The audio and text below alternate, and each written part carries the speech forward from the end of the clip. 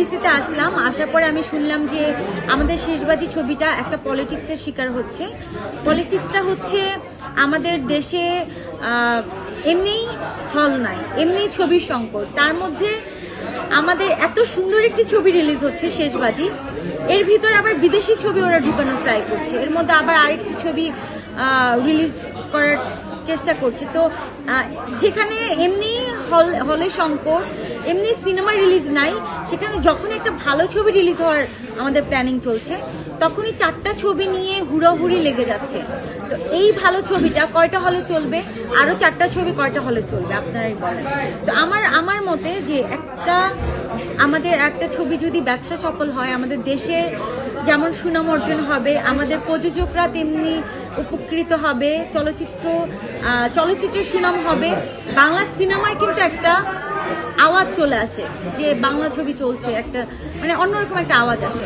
তো এখন তো ঈদ না, ঈদের যেমন আমাদের 4-5টা ছবি রিলিজ হয়, তো নতুন বছরের শুরুতেই যদি আমাদের 4টা ছবি একসাথে রিলিজ হয়, তো এটা একটা পলিটিক্সের মতো হয়ে যাচ্ছে। আর সব থেকে বড় কথা, বিদেশি ছবি রিলিজ দেওয়া, বিদেশি ছবির পক্ষে আমি বিপক্ষে না, আমি অবশ্যই পক্ষে, কিন্তু আমার এই ছবিটার সাথে বিদেশি ছবি কম্পিটিশন দেওয়াটা এটা অবশ্যই একটা পলিটিক্সের মতোই পড়ে গেছে।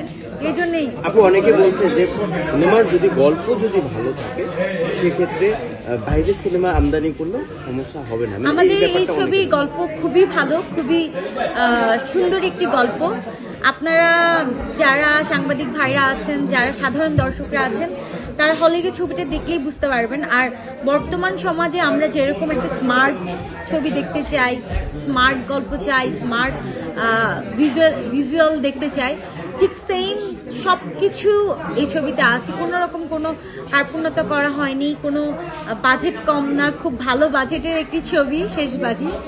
তো আমি আশা করছি আপনাদের সবকিছুতে অনেক ভালো লাগে।